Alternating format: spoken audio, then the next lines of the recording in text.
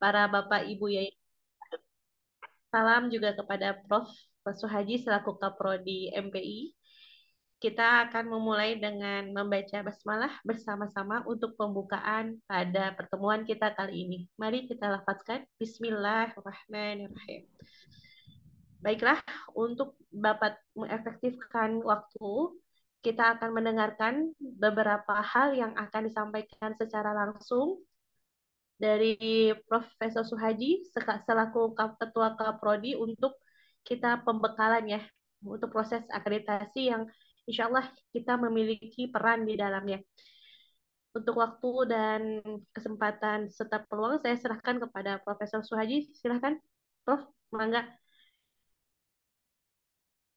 Assalamualaikum warahmatullahi wabarakatuh. Waalaikumsalam Waalaikumsalam warahmatullahi wabarakatuh. warahmatullahi wabarakatuh. Bismillah, alhamdulillah, wassalatu wassalamu ala nabiyina Muhammad ibn Abdillah wa ala alihi wa ashabihi wa man tabi'ahu wa wala wa la hawla wa la quwata illa billah amma ba'da. Yang saya banggakan teman-teman, yes, semua mahasiswa strata 2 manajemen pendidikan Islam yang sudah hadir pada kesempatan kali ini. Host kita malam hari ini ada Bu Ika Suci Juniarti dan teman-teman di Pasca Sarjana. Malam hari ini ada dari teman-teman TU juga hadir. Bapak Ibu sekalian, ada beberapa hal yang ingin saya sampaikan terkait dengan rencana akreditasi di Magister Manajemen Pendidikan Islam, tempat di mana kita sama-sama ya, kita sama-sama belajar di sana. Malam hari ini penting, ya, malam hari ini penting untuk Bapak Ibu tahu dan penting untuk kita bersama-sama. Kenapa? Karena akreditasi ini bagian dari proses yang ya kita boleh percaya, boleh tidak, ini terkait betul dengan kita bersama. Ya, ya, percaya atau tidak itu realitasnya seperti itu. Di mana keterkaitannya? Jadi kalau satu lembaga kampus akreditasinya unggul, misalnya, dan mudah-mudahan kita nanti akreditasinya unggul, yaitu mahasiswanya nanti ketika lulus ya dalam posisi akreditasi unggul. Akreditasi itu berlakunya 5 tahun, dan teman-teman yang hadir pada kesempatan kali ini, baik di semester kedua maupun di semester keempat, ini insya Allah akan lulus di tahun itu. Maka ini menjadi bagian eh, yang penting untuk sama-sama kita ketahui supaya kita berperan serta untuk mensukseskan. Nah itu ya. Bapak, Ibu, dan teman-teman sekalian, prosesnya sudah panjang, prosesnya, dan tanggal 6 dan 7 Mei 2024 besok, sekarang tanggal 5, sekarang tanggal 3 ya, sekarang tanggal 3, saya ulang, sekarang tanggal 3, besok tanggal 4, Sabtu, Ahad tanggal 5, nah tanggal 6 itu Senin berarti ya, berarti hari Senin dan hari Selasa, tanggal 6 dan 7 Mei 2024, kita kedatangan asesor untuk memverifikasi, ya, memverifikasi apa yang sudah kami sampaikan kepada Lamdik. Jadi kalau di eh, pendidikan ya, kampus pendidikan sekarang itu ada satu lembaga tersendiri, lembaga akreditasi mandiri ya, Lamdik, Lembaga Akreditasi Mandiri Pendidikan. Nah, jadi tidak dipegang oleh Ban PT lagi. Nah, eh, sudah disampaikan ke Lamdik dan kami sudah berusaha maksimal supaya bisa ya tentunya bisa mendampingi teman-teman ini untuk menjadikan kampus kita memperoleh akreditasi unggul. Nah, kami sudah melakukan itu.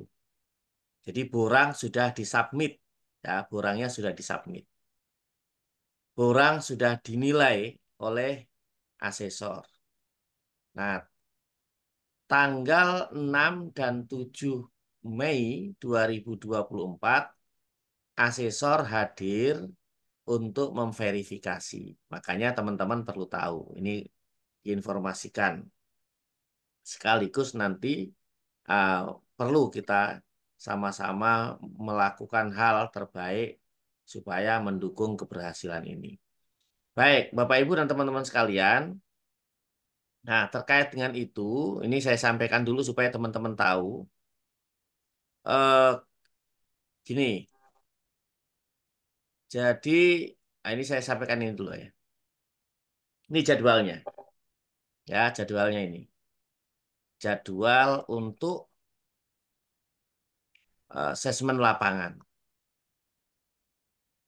Jadi Senin tanggal 6 Mei 2024, mulai jam 8, aktivitas sudah dilaksanakan.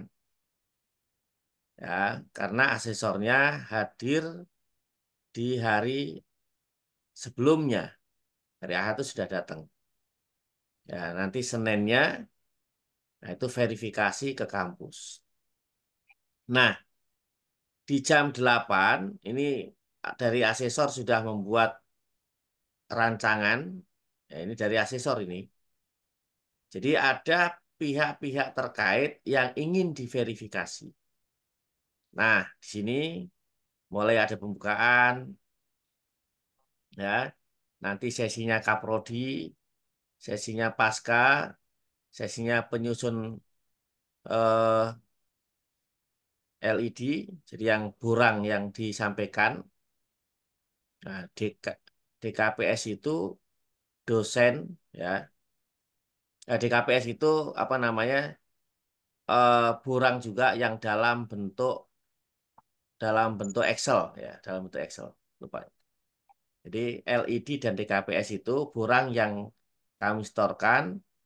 Nah, ini yang tadi sudah saya sampaikan, kami sampaikan laporan-laporan yang maksimal. Kemudian ada nanti di siang ini wawancara dengan DTPS, dosen tetap program studi. Jadi dosen-dosen juga insya Allah hadir. Kemudian dengan tenaga kependidikan. Nah, di sini ada sesinya mahasiswa. Sini nih. Nah, disinilah berarti kami memerlukan, kami mengundang teman-teman ini nanti bisa hadir. Nah, di jam tersebut tentunya tidak tidak pas jam itu ya. Nah, tentu sebelumnya supaya ada persiapan. Nah, di hari ini sampai ini mereka akan lihat, ya, mereka akan melihat sarana prasarana dan sebagainya. Nanti di hari keduanya, berarti hari Selasanya, nah, mereka ingin melihat ada kegiatan belajar mengajar. Nah, kegiatan belajar mengajar ini juga nanti membutuhkan kehadiran mahasiswa. Jadi di dua ini ya. Nah, karena itu Bapak Ibu dan teman-teman sekalian, nanti pertemuan malam hari ini saya berharap ada kepastian, ya, ada kepastian untuk siapa yang berkenan hadir. Karena saya juga menyadari bahwa sebagian besar Bapak Ibu ini terikat ya, terikat dengan eh, lembaga yang sehari-hari Bapak Ibu bekerja di sana. Jadi nanti saya minta Bu Ika nanti mengkoordinir, tolong dibantu. Jadi kalau misalnya ada yang bisa 2 hari, jadi di hari Senin siang dan Selasa pagi itu hadir, ah, itu lebih senang. Tapi seandainya Pak, saya hanya bisa di hari Selasa, nah, nanti coba ditulis Bu Ika karena ini memerlukan teman-teman hadir. Nah, kalau yang di sini, nah di sini ini cukup sekitar 5 sampai 10 mahasiswa, nah, karena nanti akan ditanya, diverifikasi dan sebagainya. Kalau yang di sesi ini sekelas. Sekelas itu berarti ya 20 mahasiswa. Nah, nanti kalau misalnya hadir lebih banyak, lebih bagus. Saya bisa sampai 30, berapa nggak apa-apa. Ya, nanti tolong Bu Ika dikoordinir siapa-siapa yang berkenan di hari Senin dan Selasa. Atau paling tidak di hari Selasa, nanti kita tindak lanjuti kemudian untuk memperdalam di sana. Nah, di kegiatan belajar mengajar ini nanti yang akan mengajar Pak Edi atau Pak Susanto. Ya, tadi sore kami juga sudah briefing ya di dosen semuanya, termasuk tadi sudah hadir beberapa alumni. Nah, di sini nanti yang mengajar Pak Edi atau Pak Susanto itu kenapa atau? Jadi nanti urutannya begitu karena kita persiapkan dulu. Kalau misalnya diminta mengajar nanti Pak Edi yang mengajar, tapi ya namanya asesor kan sah-sah saja. Misalnya saya minta misalnya yang lain ada nggak gitu kan? Nah, berarti yang alternatif berikutnya Pak Susanto. Apa yang diajar oleh Pak Edi ya sama Pak Edi kan sekarang sedang mengajar metodologi dan statistik pendidikan. Sehingga kalau teman-teman nanti yang hadir di sesi ini, entah Pak Edi ataupun Pak Susanto, tolong dipersiapkan apa namanya laptop ya, laptop. Karena Pak Edi itu kan nanti langsung praktek katanya. Praktek apa namanya untuk SPSS, statistik. Ini kegiatannya. Ya, nanti silakan. Nah, asesornya ini Profesor Dr. Risnita MPD dari UIN Sultan Toha Saifuddin Jambi. Dan yang kedua, Associate Profesor Dr. Zainal Arifin MC dari UIN Sunan Kalijaga Jogja. Ya, itu terkait dengan jadwal. Nah, yang di belakang saya itu ruang Pak Direktur ya, sudah dipersiapkan. Itu memang aslinya begitu. Ya, sudah dipersiapkan untuk menjamu tamu, itu sudah ada backdropnya di belakang, ada mejanya. Nah, di situ tadi ya, itu sudah dipersiapkan di sana. Nah, terutama teman-teman yang pengen ke kampus, yaitu kesempatan nanti kita bisa sama-sama di sana. Itu terkait dengan jadwal. Yang kedua, nah ini penting karena ini jarang ada di pelajaran ya. Jadi Bapak Ibu dan teman-teman sekalian, ini saya sampaikan supaya semuanya mengetahui. Pertama, bahwa Magister Manajemen Pendidikan Islam ini mengalami perubahan. Perubahan beberapa kali karena dulu awalnya pendidikan Islam, karena ada peraturan pemerintah yang berubah, kemudian eh, kita ya harus merubah jadi Magister Manajemen Pendidikan Islam. Nah, perubahan ini mulai tahun 2023 dari sini, ini yang di bawah itu Bapak Ibu lihat.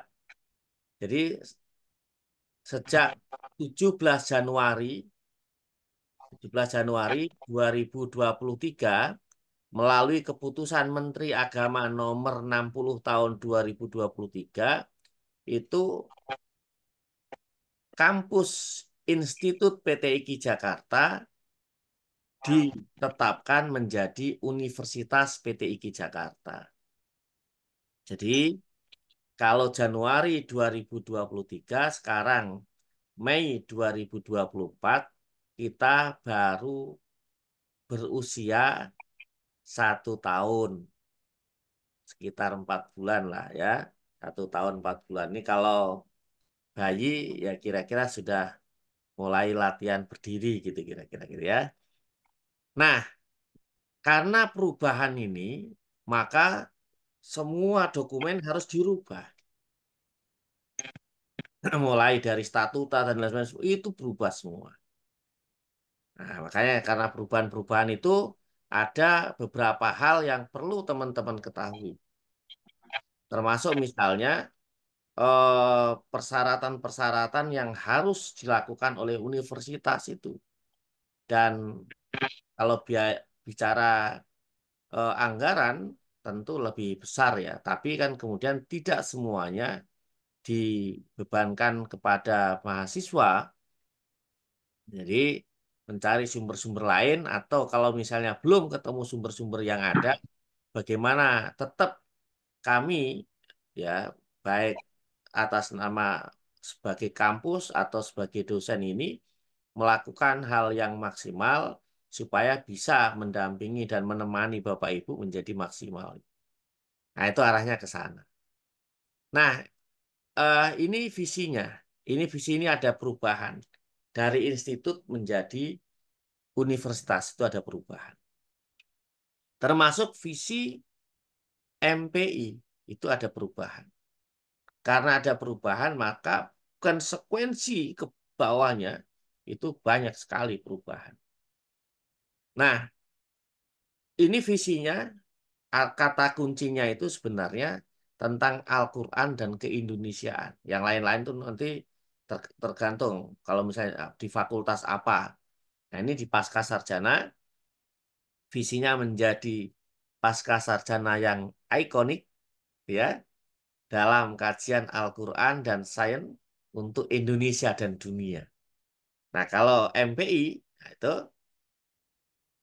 jadi bagaimana menjadi program studi yang ikonik dalam manajemen pendidikan Islam berbasis Al-Quran, sains dan teknologi, serta keindonesiaan. Nah, ini juga nanti di misinya sebenarnya untuk dunia juga, cuman kata dunianya itu sudah masuk di dalam visi pasca sarjana.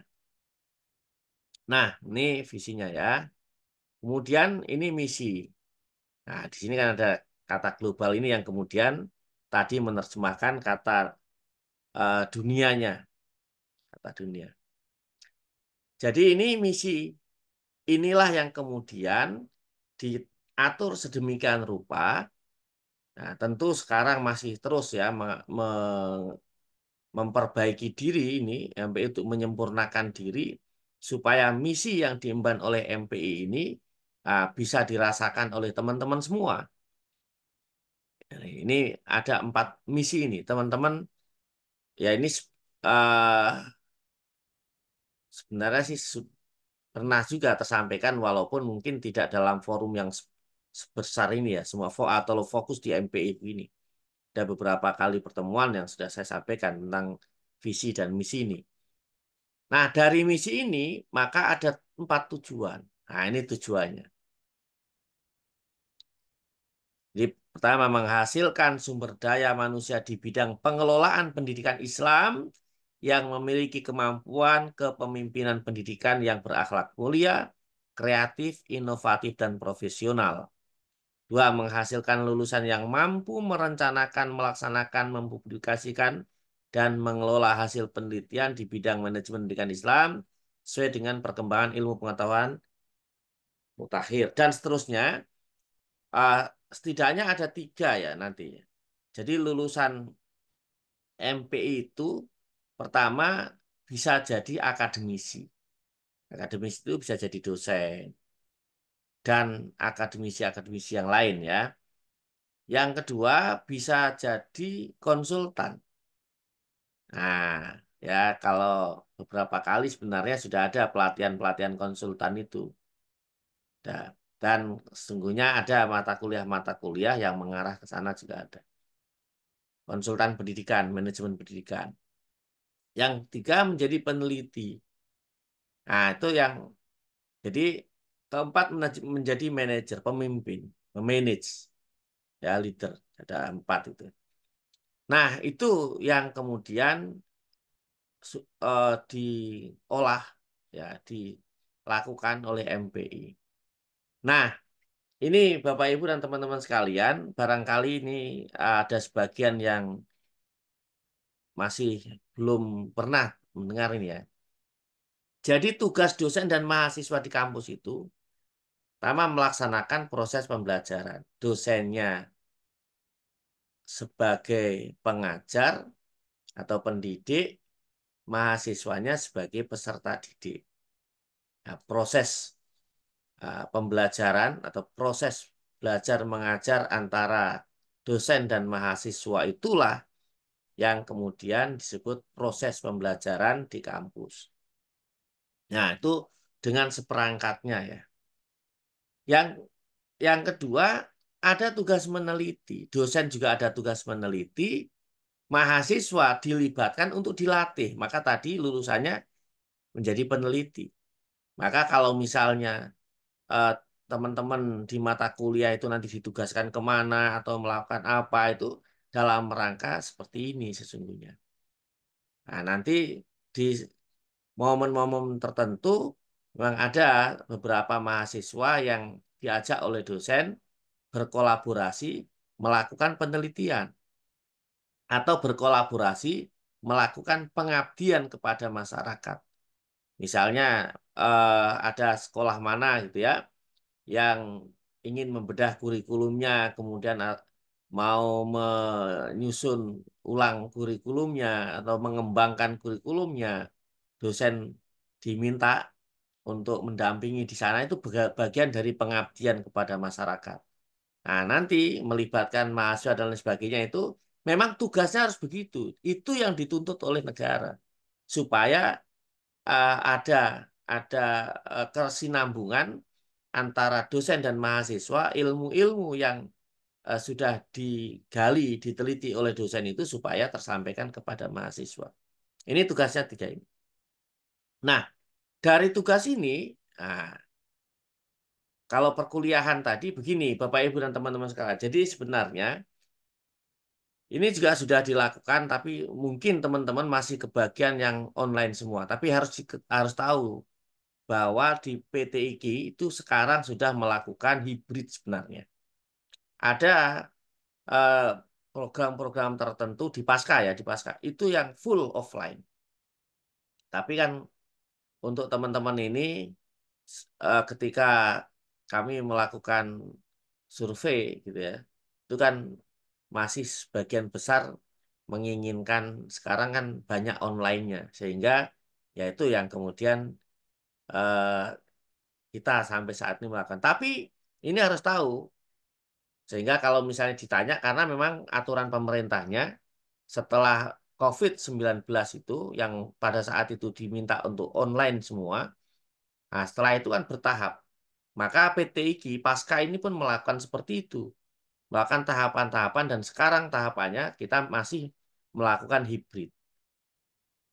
Sedang direncanakan diurus. Jadi untuk teman-teman yang kelas jauh, misalnya rumahnya jauh, tinggalnya jauh, ya nggak usah khawatir karena kami akan mengurus apa izin itu supaya nanti memang sah dan betul-betul sudah mengikuti aturan kan. Kami ini inginnya teman-teman juga nyaman gitu ya. Sekarang Kementerian Agama sudah memperbolehkan kampus-kampus untuk full online malah. Ya, nah ini sedang sedang diurus untuk itu.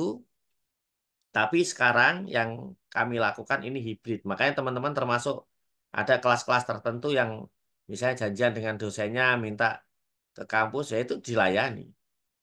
Nah, tapi yang misalnya belum ya itu memang mungkin masih belum. Tapi nanti kalau misalnya teman-teman ada pertanyaan dan sebagainya, jangan sampai salah menjawab gara-gara eh, mungkin ya yang hadir terus di kampus. Enggak, saya hadir terus di kampus offline, pasca. Enggak. Ya, tidak full offline. Kita masih hybrid. Bagian masih online. Tuh. Nah, yang kedua, saya catatan ya. Jadi nggak usah khawatir yang online karena itu sedang diurus izinnya. Insya Allah sebentar juga selesai. Kalau ini yang penting selesai ini dulu nanti maksimal. Kita ya, maksimalkan di sini dulu. Makanya mohon maaf nih teman-teman kalau yang tadi beberapa hari ini, 2-3 hari ini menghubungi saya misalnya kok biasanya respon cepat nih kok agak lambat ya. Memang fokusnya sedang di sini. Yang kedua, ada kegiatan-kegiatan akademik di luar kelas. Ada dosen-dosen tertentu ngajak mahasiswanya belajar di luar kelas. Kunjungan kemana nanti di sana belajar itu ada. Jadi supaya teman-teman tahu juga. Nanti biasanya seperti itu di tempat-tempat yang sudah kerjasama ya. Kemarin ada yang pernah ke pesantrennya Parung itu, Parung. Ada yang pernah ke lembaganya apa Ustadz Yusuf Mansur misalnya itu. Ada beberapa nanti. Ya, dan itu sudah sering dilakukan. Ya, yang itu ada. Kemudian ada bimbingan akademik. Kalau bimbingan akademik ini yang jelas ya ada tahapan-tahapan. Teman-teman sudah tahu itu tahapan-tahapan mulai dari diskusi judul sampai penyelesaian tes itu ada. Bimbingan-bimbingan yang lain juga ada. Bimbingan penulisan ada. Kesehatan, kami ini kerjasama dengan satu lembaga kesehatan yang dekat dengan kampus. Itu sudah lama, makanya kemarin ketika harus apa misalnya apa vaksin dan sebagainya itu dosen-dosen juga lebih cepat karena memang punya kerjasama ya. Nah, teman-teman perlu tahu bahwa kita ini ada ya kerjasama dengan lembaga kesehatan. Ada bimbingan karir juga, ya itu ada di kampus. Termasuk misalnya di konsultan pendidikan juga ada itu ya. Jadi teman-teman ini harus tahu ya. Kemudian, nah ini barangkali ada yang sudah melakukan, ada yang belum. Memberikan respon dan masukan melalui Google Formulir. Ini saya contohkan ya, saya contohkan. Ini mungkin nggak tahu apakah semuanya sudah pernah melakukan ini atau belum. Ini saya contohkan ada mahasiswa yang diminta menilai saya. Saya aja baru, ah ini ternyata ini ada menilai saya ini. Saya dikasih hasilnya oleh ini saya dikasih itu karena saya minta karena ini biasanya eh, hasil-hasil ini kan nanti ditindaklanjuti ya. Ini ada 23 pertanyaan. Mulai apakah dosennya menyampaikan rancangan pengajaran dengan jelas dan di awal kegiatan dan lain sebagainya itu. Jadi ini ada 23 pertanyaan. Ini namanya EDOM nanti. Evaluasi dosen oleh mahasiswa. Nah ini ya ada skornya. Nah, ini rata-rata ini kan maksimalnya 4 ya misalnya. Ini ada semua. Ini kelas-kelas tertentu nih. Ini kelas nanti ini kelas sejarah pemikiran Islam. Ini sudah dilakukan, sudah dilakukan. Jadi mungkin ada teman-teman yang sudah melakukan ini, ada yang belum, tapi kita sudah melakukan itu. Itu maksud saya. Jadi bukan tidak melakukan. Nah, hanya saja nanti begini teman-teman. Karena tadi ya, kita ingin nanti kan ada perubahan increase naik gitu. Nanti kan kita sudah lama kerjasama dengan Sevima namanya. Sevima itu satu platform tentang sistem informasi manajemen pendidikan yang lengkap sekali. Ya ini nanti mulai mulai misalnya ada penyempurnaan karena kita kemarin oh ini baru sampai sini ini nanti ini yang dipakai tapi Sevima lengkap sekali itu.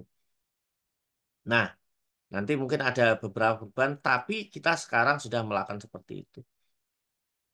Karena itu, nah ini ya, jadi ini mahasiswa selain kuliah itu ada penyampaian visi dan misi perlu memahami visi misi Ini biasanya sering disosialisasikan.